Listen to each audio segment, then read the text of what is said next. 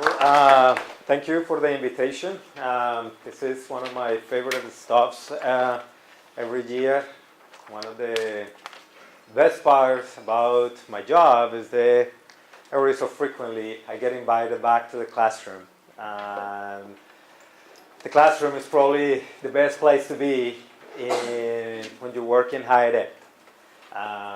The energy that is given by all of you to us is motivating, and it gets me going. And every time I talk to Tim and he says, okay, what are you going to present this year, I have to start thinking about what am I going to do, and it brings me back to try to put a class together and so on. So it's really fun for me to do this. So this was a topic that I came interested as I started to listen to a series of podcasts about the Supreme Court. And, in the last year, there have been a series of controversies about the different Supreme Court rulings and appointments. And right now, we're in the middle of one.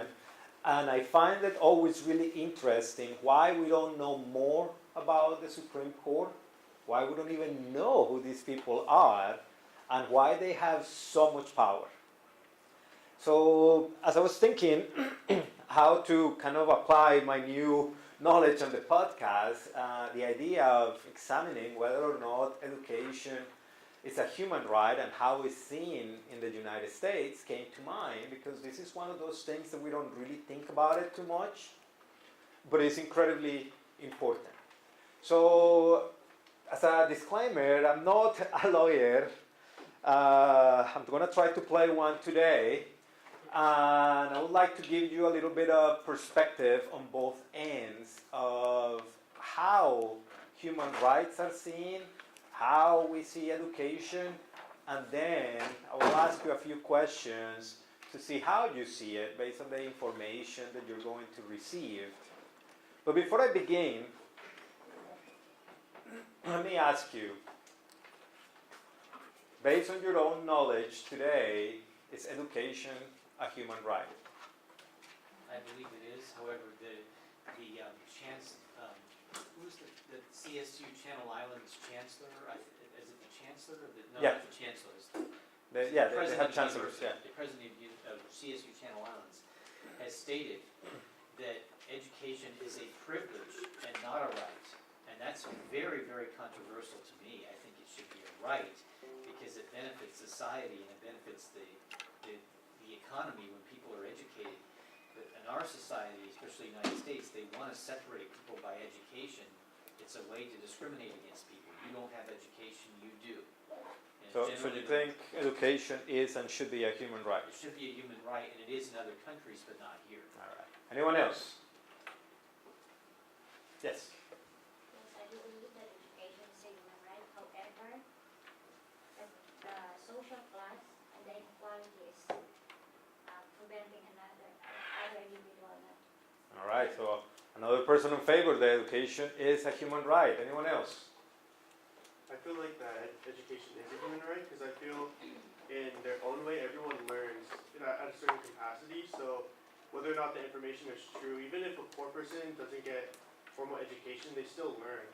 But whether or not that's true or not makes them ignorant, and I feel like it should be a right that people are revealed the truth and they learn from education. So you said something important that I want you to keep in mind. As we go, it will make sense. He said education and the right to learn. Right? So remember that because it will make sense in a little bit. Yes? Oh, I was going to say the Charter of the United Nations has it built into it as a human right. So if you want to find a basis for it in an international way, look to the Charter of the United Nations. Very good. 1948. So yes, we can argue either way. In fact, as you mentioned, very controversial. The Chancellor of the Channel Islands is not the only person they have said that it's a privilege, not a right.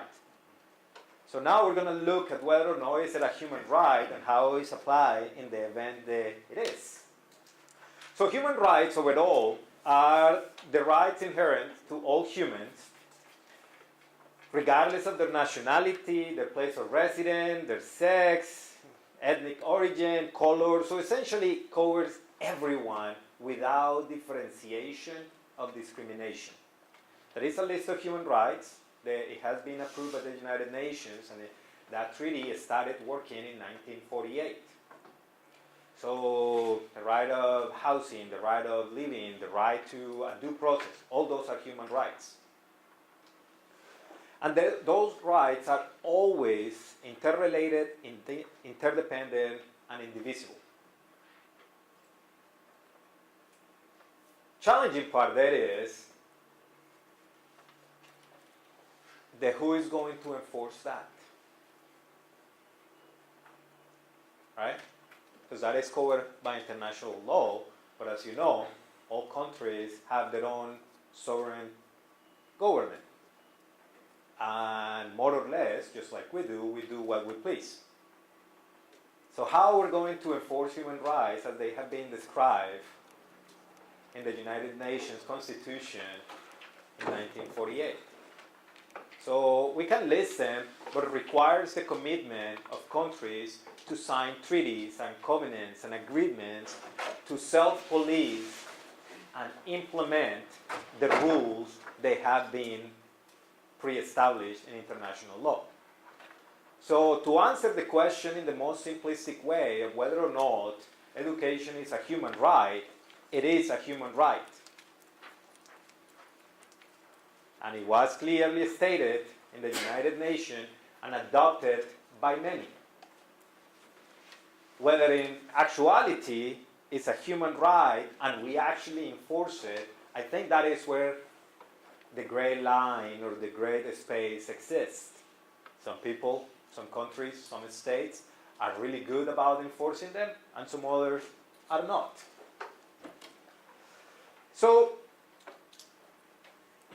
the countries that agree to these treaties and to agree to these covenants essentially are making themselves responsible to implementing the protection and the accountability of the protection of human rights.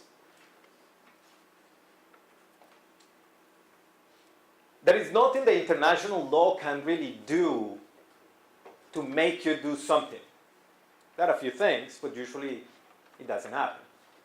But for the most part, we rely in local and self-implementation.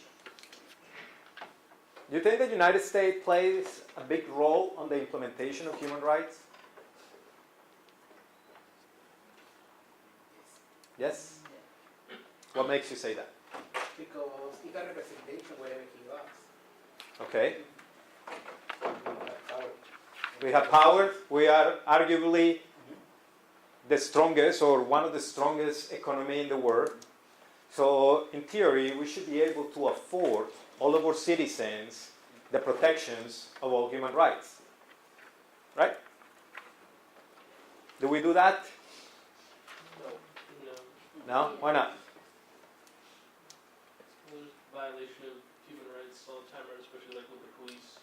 Police, there's racism, there's things that still go on that violate people's human rights here. In terms of education, I guess you could say like there are laws in place, or the way that we do education can kind of violate that human rights. Some people have less opportunities in their education than other people. So like if you look at incomes, right, for public schools, it's based on property tax. So low income places have less opportunities, less things. Let's say, I don't know, South Central LA. And then like Beverly Hills or something will have way more opportunities. So you could say like that's Is there a school in Central LA? Is there what? Can you still go for free to a school in Central LA? Sure, but I would argue. Isn't the right of education your ability of going to a school and attain some level of education what a human right describes? Sure, but okay. So let's say do you get water? Is water a human right? Do you want dirty The water access or clean to? water? The access to? Sure. It Do is. you want dirty like raw sewage? That's still water. Or do you want clean water? You obviously want the best quality water, right? So I would obviously want the best quality education. So I would want something that people get equal opportunities in all places. So I think doing it based off property tax is a little ridiculous. Maybe, or like we spend a lot of our taxes on military, so maybe sending more of that to education to help those low income places, something like that.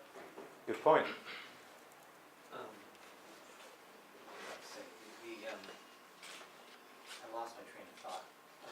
come back to you. Yeah, yeah. So, education is continuously highlighted as a fundamental for the advancement of societies and essential for the opportunity of individuals. It's no argument that without education we cannot move forward. It is no argument that without a good education societies will continue to thrive, right? There is no argument that access to education should be a priority. And there is very little argument that education is not the key to a brighter future for a society and for the individual. However, as you clearly stated, the right to education is very frequently unequal and arbitrary. So, all of you, most, went through probably public free education. Some of us didn't, because we did not have the access to public free education. Still went through education, but their levels of education were different even when we were in the same grade, right? The education that you received in the first grade may be different than the education I received in the first grade, but we did go through the educational process. And all of you that went through the public education system of the United States theoretically had the right and the opportunity to access that knowledge. Whether you're satisfied with it or not, they're two different things, but you had the right to get in and the opportunity to access that education. But when you make the opportunity cost very high for education, like you cause people to have to pay a lot of money for it, you can segregate people, and that's we had a gubernatorial candidate, Meg Whitman, before Jerry Brown, and they competed. But Meg Whitman thought that public universities, the CSU system, ought to be the same price as private systems, and in this way, you can make it harder to get a public education, and you can segregate people. That is an excellent point, because even at the international level, they talk about basic education. What is a basic education is up for debate, correct? So we could potentially argue that higher education isn't basic education. That your right to education was the right to go through the lower grades, or all the way to middle school, or all the way to high school. Where I come from, in Colombia, there is some level of public education, but it's not free, right? And unlike here, if I show up and they are full, they are full. I cannot get in.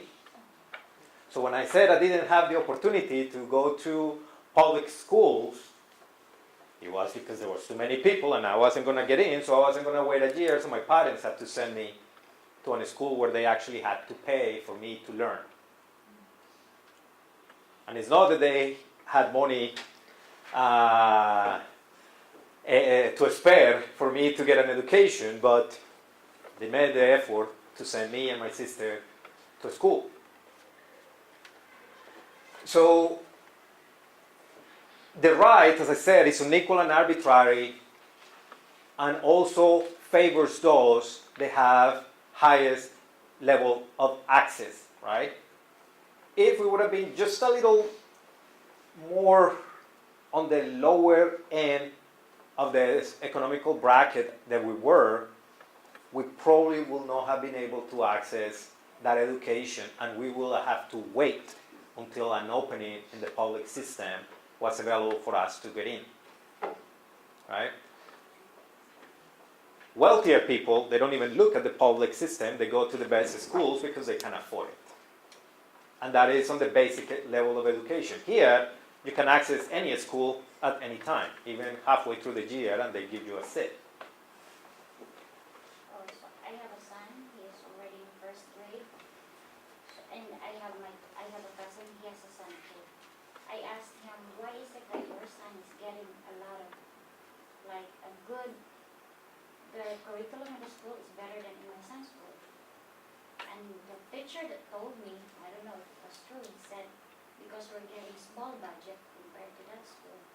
Is that There are some cases that is true, and I will get some examples of that. But there are some cases in which either through unequal distribution of funding because of local funding or the location of the school, they get private contributions and the school will have more access to services.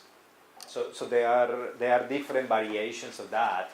And in California, that is not as severe as it is in other states. There are states in which you get funded based on where your school is located. So if you're in a school that is in an area where property taxes are very low, that is where you get your allocation, versus if you're in a school in which property taxes are very high, that is where you get an allocation, and that is legal.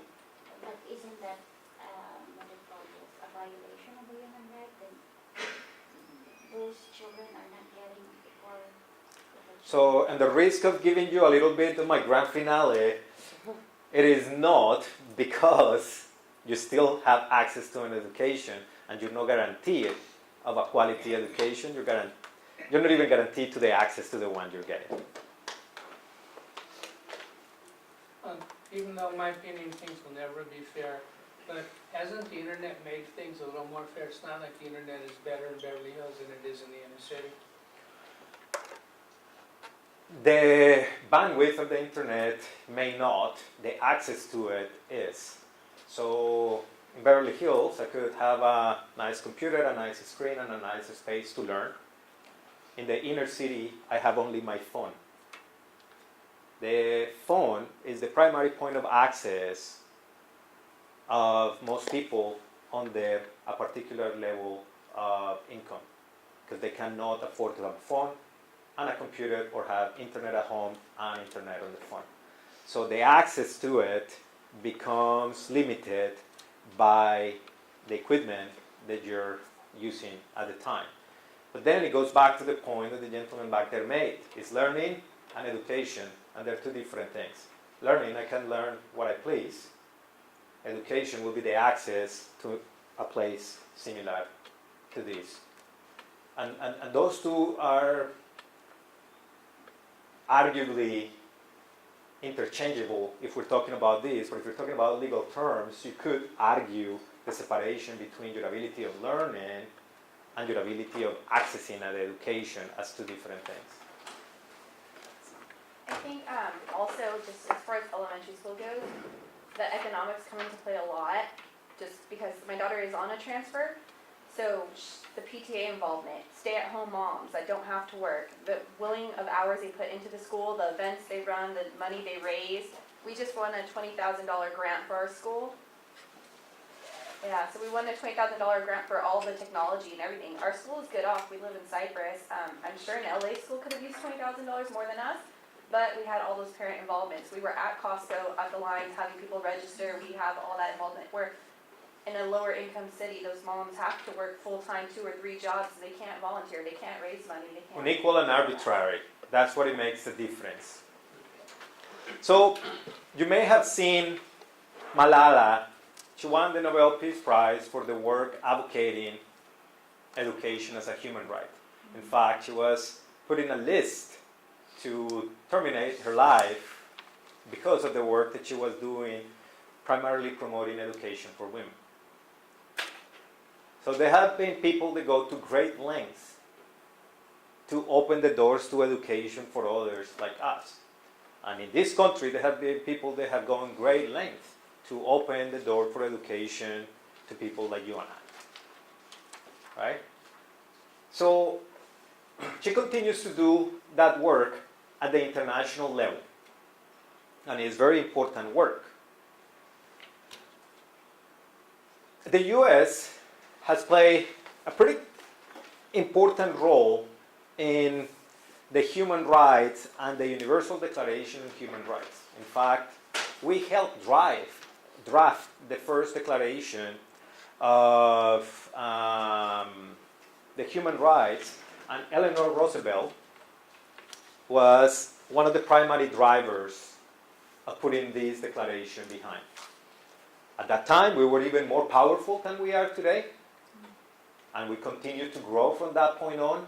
So arguably, we could say we were spearheading the initiative of human rights across the world, including education. The Article 26 of the Declaration of the Human Rights, that was written in part by us, clearly states that everyone has the right to an education. Doesn't say how much of it, but it clearly says that we all have the right of an education. So we're doing pretty well, right? We're very involved. We spearhead that initial conversation. We wrote the majority of the Universal Declaration of Human Rights. We had a president and a first lady that were championing that across the world. That's pretty good, isn't it? Yes? Yeah, that's good. It's good, right? It's like we're ahead of the power curve. For those of you that do not know what that is, it's when a missile explodes, so the back that is pushing the missile is moving it, propelling it forward. We're right in between, like spearheading everything, making sure that everyone knows that people have rights. And we wrote that thing and we told everyone. Problem is that we continue to see that even though we wrote it there, access to education across the world isn't necessarily what it looks. Writing it there and advocating for it doesn't mean that it's actually happening. So fortunately, we're not necessarily here in which we have child soldiers or comfort wives that are little kids that can actually access education, or that they have a really hard time moving through society like many of us are able to do. But again, it's still an unequal access and opportunity even in countries like the United States. Does it get better or worse?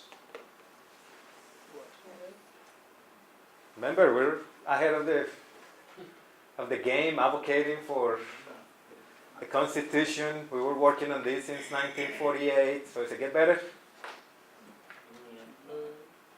No. We suffer of something that is called exceptionalism, in which we tell everyone what to do, but we don't necessarily do it the way it should be done. So for many, many years, you probably have seen in the news and in the newspaper that we advocate for human rights.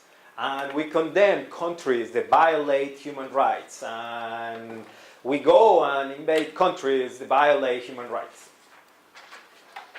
There is some reasons for that, and arguably we can some support and some can support those initiatives, but that is something that we do and we have traditionally done and continue to do. You can argue that we do that because we play a very, very large role in the worldwide leadership, in the worldwide economics, in worldwide sustainability. Right? So it requires that someone steps up and say something. And that may be us. In the case of human rights, we did not ratify any of the human rights treaties until after the Cold War. We ratified some in the 1980s and some in the 1990s. Remember, we started that in 1948. So we didn't make a lot of progress at that point. And we still have not ratified major treaties protecting economics and social rights of our citizens. But we continue to advocate and condemn others that suffer or they have done human rights violation in our eyes. We have not ratified, we signed but never ratified, major treaties recognizing the right of education. In fact, education, it is not stated in the US Constitution. So the right to education is not present in the US Constitution. In fact, I challenge you to go and type education in a search in the Constitution and you will not find it. Right? Like I also challenge you to find the word sex as gender related in the Constitution. You'll find it once. And it isn't necessarily separating people of different genders. So it is not in the Constitution, which means that it is not necessarily a guaranteed right.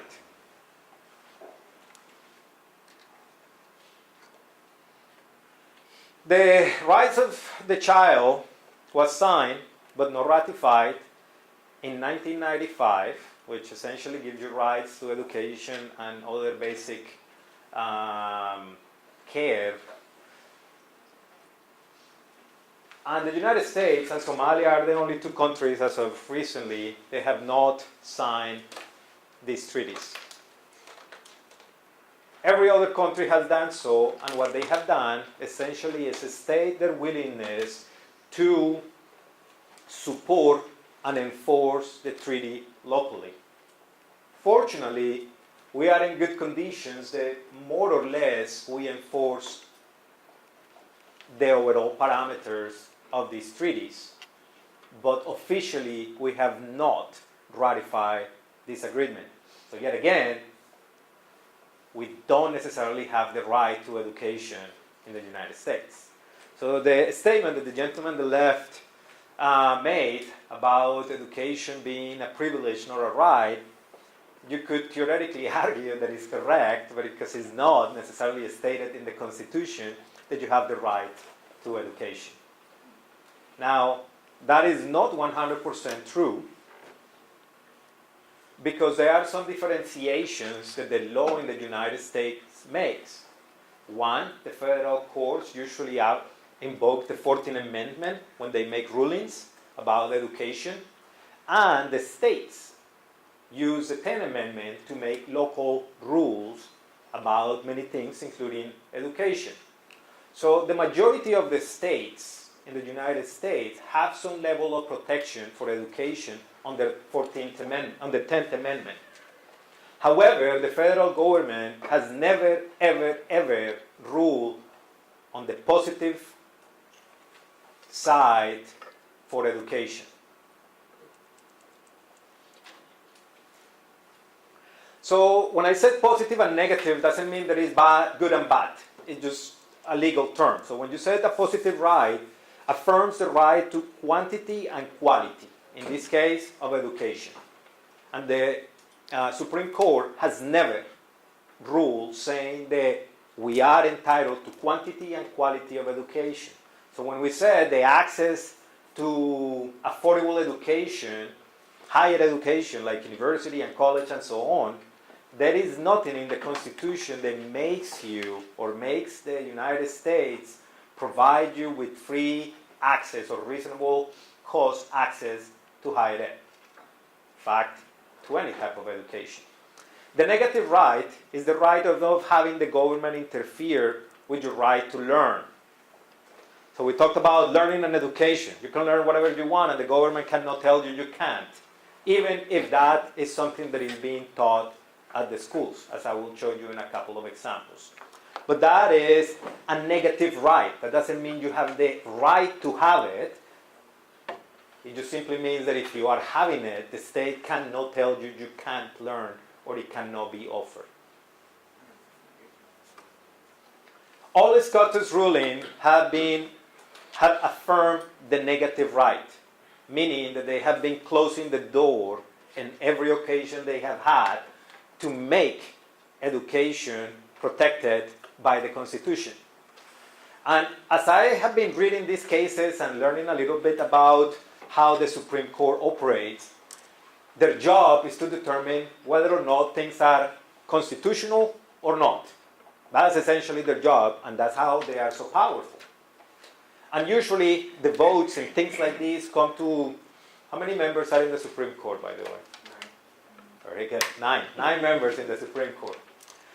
Come to 4 to 5 votes. And they are very careful as to how they draft their responses, because what they draft becomes an interpretation for subsequent cases that are similar.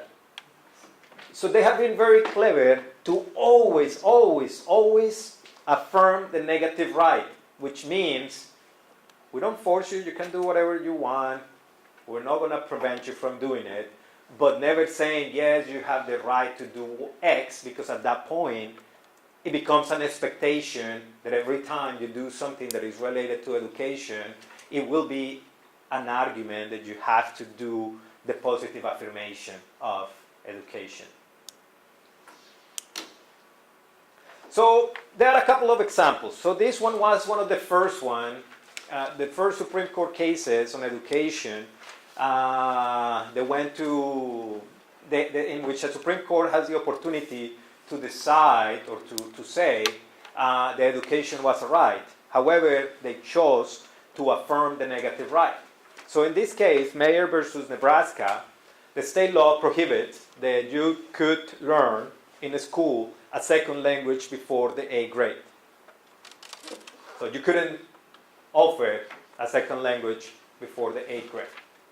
So parents argue, the state said no, and eventually it made it all the way to the Supreme Court. The Supreme Court never said, yes, you have the right to education, never said you have the right of learning a second language, but what they said was, the state does not have the right to tell you you can learn something that can be beneficial for you.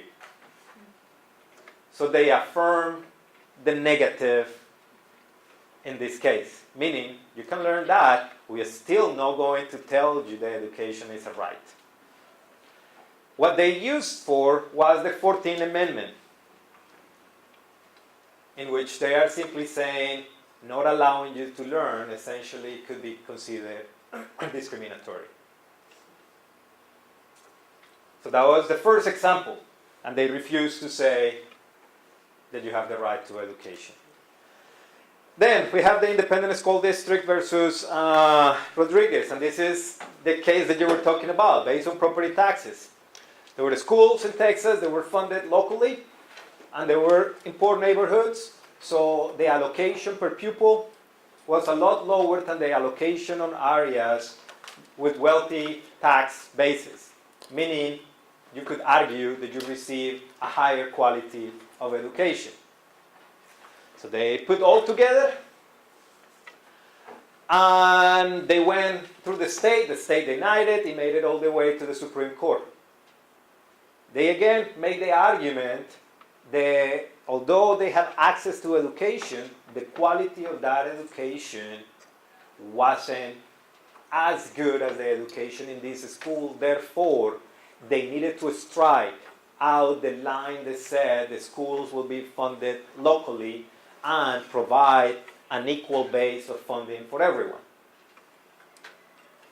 Right? A lot of states now provide an equal funding for everyone. Right? So they get all the money through the state and they redistribute that to the systems and said every pupil is worth $10 and everyone gets $10. In this case, it wasn't like that. So what the Supreme Court at that point said, is your kid going to school? Yes.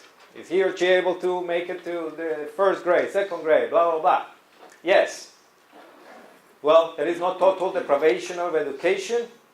Therefore, we are going to keep the line and maintain the distribution of resources as exists today. Why? Because the Constitution at no point guarantees right to education or the right to have a quality education. Now, you could say that they're kind of whistling their way out of making a decision, correct? In every time they invoke the 14th Amendment and they just simply said, is discrimination or not? Because it comes down to discrimination. Are you accessing education? Yes or no? Yes. Okay, so you're not being discriminated. That's essentially what they're saying. The quality is arguably the point the Rodriguez group is trying to make. But quality is defined by what? By people, right? So you could argue I'm more correct than you and we can spend the whole day doing that.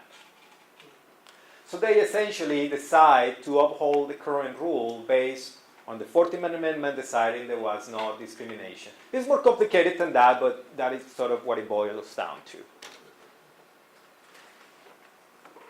Pierce versus the Society of Sisters. And then the states got a way to get around this one. But essentially, there were schools that required attendance on kids from the 8 to 16 years of age, and some parents said, I'm not going to send them to school, I'm teaching them home, or I'm not going to send them to school, period.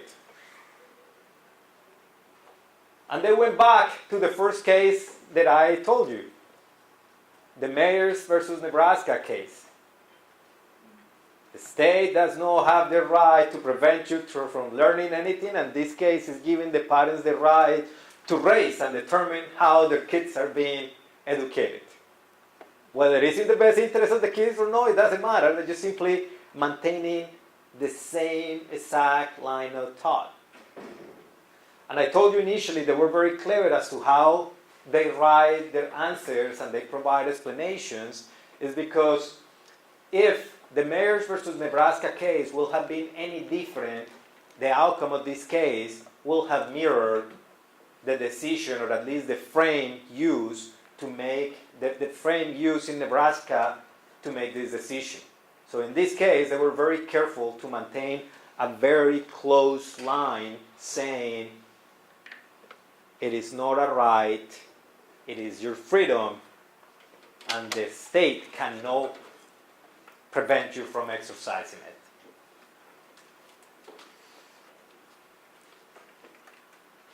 it. This one, the Plier versus Doe, this is a very interesting case that most people thought was going to go the other way. So the equal protection, the 14th Amendment applies to any citizen or a stranger residing within the state's boundaries. A similar case like this one happened in California. So the case right here was the kids of immigrants, seasonal workers, were being denied the access to education in the state of California, in the state of Texas. So they went to matriculate in a school and they said, are you a citizen or a resident? And they say no, and say, sorry, no service. So, people organized, they got together and decided to take this all the way to the Supreme Court. They won. So today, because of this case, pretty much every state allows anyone that lives in the state, even in the temporary basis, to access the K-12 system without asking them whether they are residents, they have papers, they're legal or not. If you notice a trend here, they again invoke the 14th Amendment to make their point. And the 14th Amendment talks about discrimination. And in this case, I was denying you because you did not have citizen or you didn't have proof of residency. So essentially I was discriminating against you for a particular reason. So then again, they decided to go not on the right of education, but on your right of not being discriminated. See the trend here? They always find a way to whistle their way out of saying that education is a right. They give you access, they still say that it's important, they still affirm that education changes people's life and the composition of society, but they stop there. They don't say that it's a right. And this one that we celebrate all the time, Brown versus Board of Education. I'm sure you probably have heard about Brown versus Board of Education. And Brown versus Board of Education, we always said they opened the door to education for everyone. It did not. Theoretically it did, but it did not change the right for an education. Brown versus Board of Education was a decision that again was based on the 14th Amendment. It was based on discrimination, racial discrimination, but it was never meant to be a ruling saying that education is a right. In fact, there are several negative and unintended consequences that came because Brown versus Board of Education. Do you think that it is a coincidence that most elementary teachers, middle grade teachers, high school teachers are white females?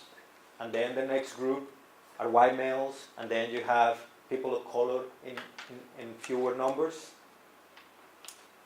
No?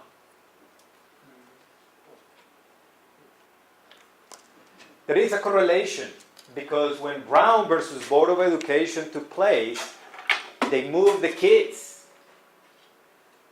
They theoretically desegregated the schools and they put them in different schools. It used to be all for white kids. What they missed the mark on was moving the teachers. Many of these schools that were segregated were staffed by teachers of color, which meant that they closed those schools and the teachers of colors didn't have jobs. That set back the development of teachers at that particular time. There's plenty of data that shows that, and it's obviously plenty of effort to correct that today. But because of the decision was based on segregation and not in the quality of education, some of the subsequent decisions that were made after this had an impact, a long-term impact, on how people of color saw going to college to become a teacher.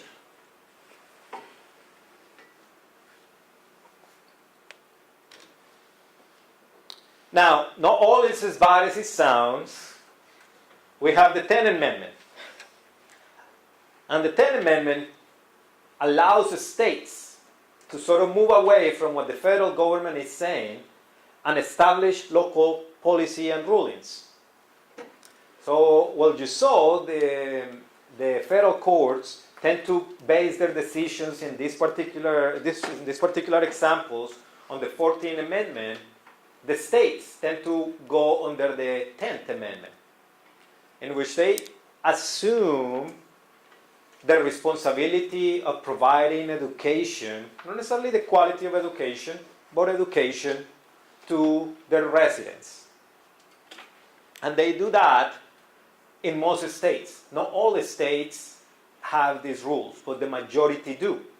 We are fortunate to live where we live, in which this state puts a significant effort to fund education in what you could arguably say is a relatively fair manner. Now, is it perfect? No, but there are substantial efforts that are being made in this state versus other states.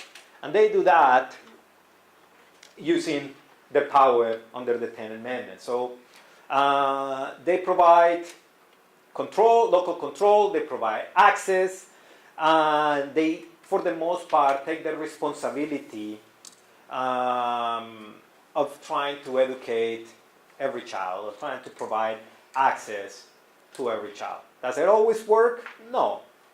But it is a significant effort that is being made in order to provide appropriate education. We go again to whether it's equal or it's accessible to all. And the routes that we take are different depending on how you grow up. Now, does it define you forever and ever? No, but your probabilities change and you have to work a little harder to get to the same place. Right? We talk about resources allocating for the schools, right?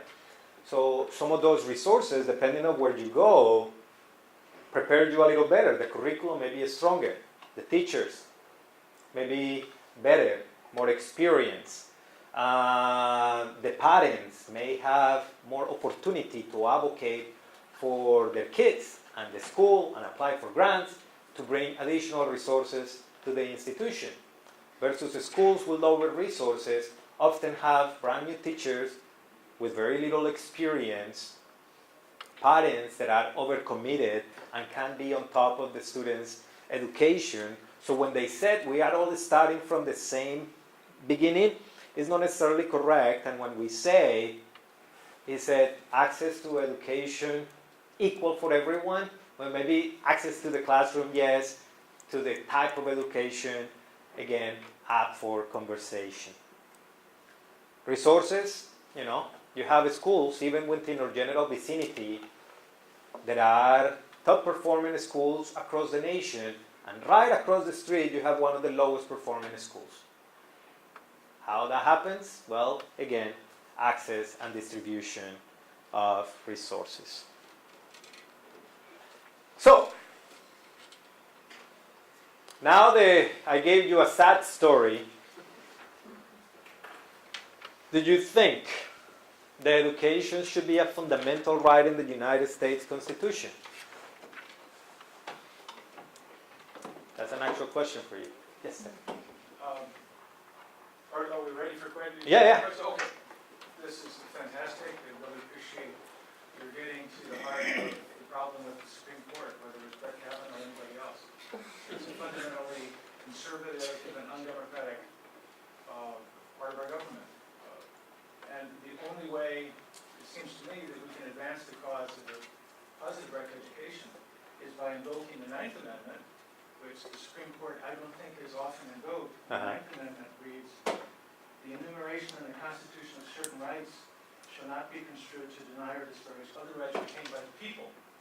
Every advance in rights and freedoms in our country and around the world have always come from below, from the people mobilizing in defense of their perceived rights. We can't look to the Supreme Court, you can't look to elected officials. What we need is the people themselves using this sort of information to see the limit on what our rights are. And that's healthcare rights, that's education rights, that's any number of rights that are interpreted through the 10th and 14th Amendments. So we need, in the spirit of someone like Dr. King, a positive, powerful mobilization from below, whatever you might take on it. But this is fantastic for educating us on what the constitutional limits are. The Supreme Court isn't going to solve the problem. Correct. Right? Not because they're bad people, not because they've done things 35, 36 years ago in the past that should be held accountable for, and I think they should. But it's the very nature of the Supreme Court. It's interpreting the Constitution. The people themselves have the responsibility to advance beyond the 18th century Constitution. Agree. And in fact, there is a movement, it's not very big just yet, but there is a movement to do just that. So the Supreme Court has had multiple opportunities, as you see here in these few examples, of make a ruling that by default will be given positive affirmation to the right of education, and therefore making it a right within the United States, and they have chosen not to in every single occasion. So the next best step is actually to change the Constitution. It is not necessarily an easy thing to do, but it can be done, and it can be done by the request of the people. Mobilizing, put it in their ballots and things like that, and that takes a period of time, but if the Constitution is changed to actually include the education as a right, or speak something about education as a right, then the Supreme Court will have to interpret what is written in the Constitution. Therefore, they cannot just simply walk the fine line to not make a decision in this case. So it's not a very large movement just yet. It will require, obviously, a lot more push from the people to get us there, but it is probably, at least at this particular point in time, more likely to happen that way than to happen through the Supreme Court. Remember, that when you elect not when we elect, but when the president appoints Supreme Court members, those are lifetime jobs. They have to do something completely ridiculous to not be there anymore, die, or retire. So when you put them there, the impact they have is not from the term that the president sits in office. It's until they don't want to be there anymore. Right.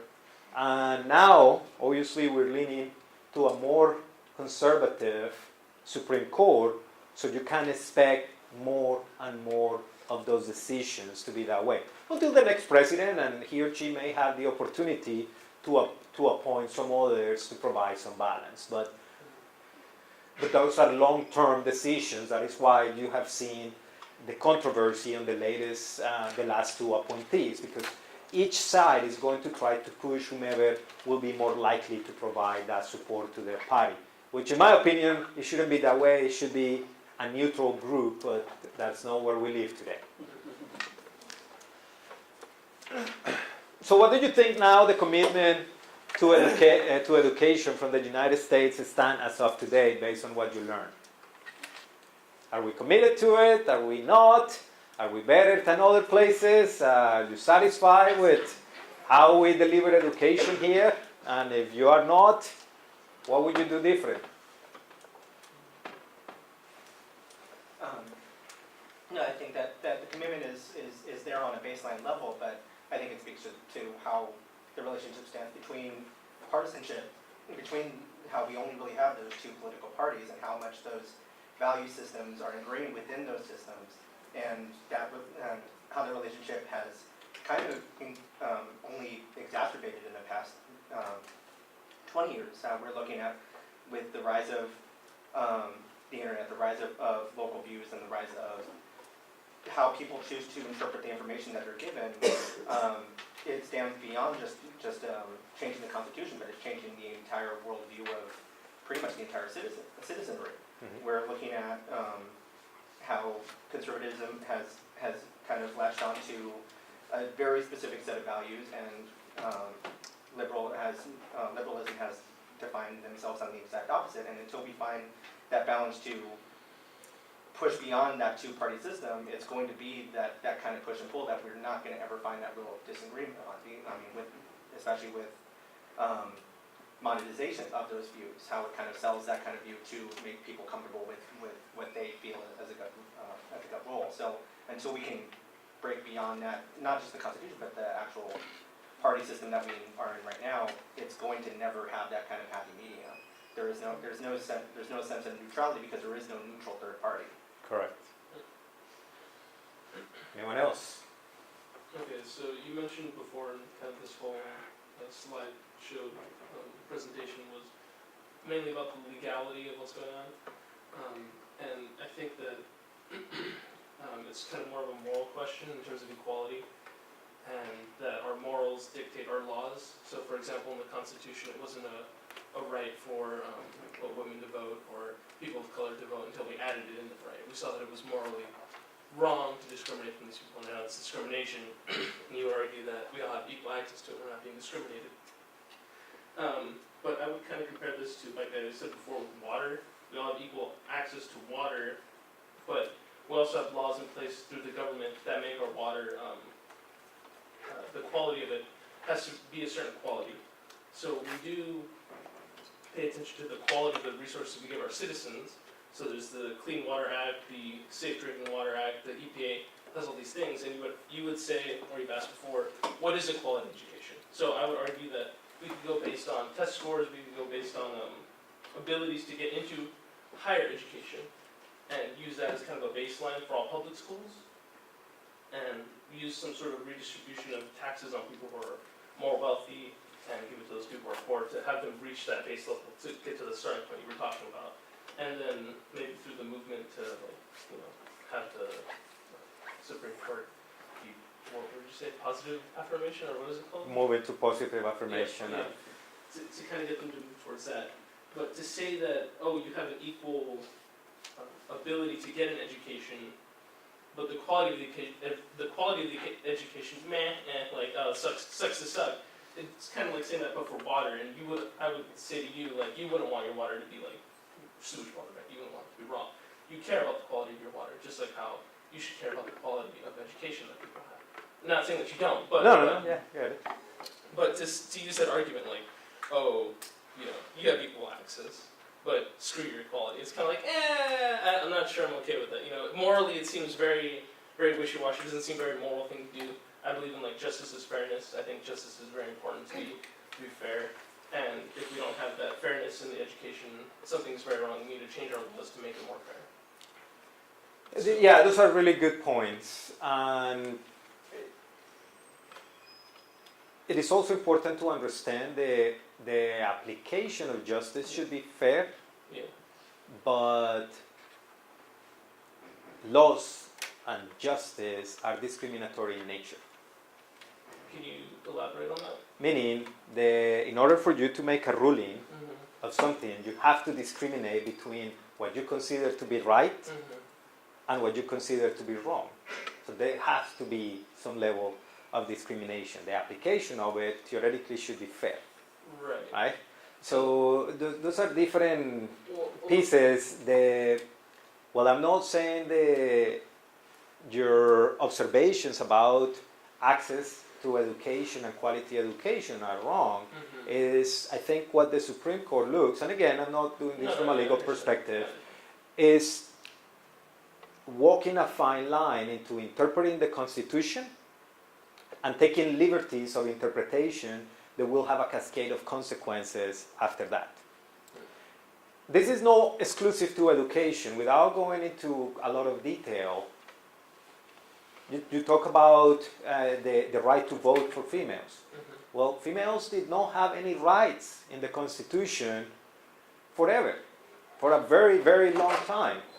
And there is no one single portion of the Constitution that states women's rights. In fact, as I said, sex is mentioned in the Constitution one time. And the way the females got some level of rights within the Constitution was by a ruling of the Supreme Court in the basis of discrimination on a male case. So I can remember the full details, but it was a fraternity, I believe it was in Oklahoma, in which the guys were part of a wrestling team. But they were mad because in the state, and again, I think it was Oklahoma, but I can't remember, they could not buy beer if they were not 21. But females could buy beer at 18 because they were responsible. And that's how essentially the state said that they were responsible, so they could buy beer. So what do these guys do? Well, they got together with a sorority and they put the place, the money, and the girls will go and get the beer. And that's how they got access to beer. However, at some point, someone said that was discrimination and they decided to take it to court. And they argued that and they lost. But then there was another lawyer that was trying to fight in order to give women equal rights. And she had been unsuccessful a number of times. So she used the case of these guys by saying the gender discrimination wasn't appropriate. Because what makes these guys less or more responsible than these ladies that are able to access that beer? And the ruling was based, once again, on the 14th Amendment. It did not necessarily say females have equal rights. It just simply included the rights of discrimination or somewhat, again, I can't remember the whole thing, to say you cannot give someone more or less rights based on gender, just like you can't do that based on race. So this is not new for the Supreme Court. They have been walking that line for a long time. So once again, that is why this movement says, well, we may need to change the Constitution to get us there. So I think we're out of time, but I'll be happy to answer a couple of questions if you have any, or to stay behind a little bit. I thank you very much for your time, listening, and hopefully you got something out of this bunch of legalese that I hardly understand myself. So hopefully I was able to explain that to you a little better. Thank you.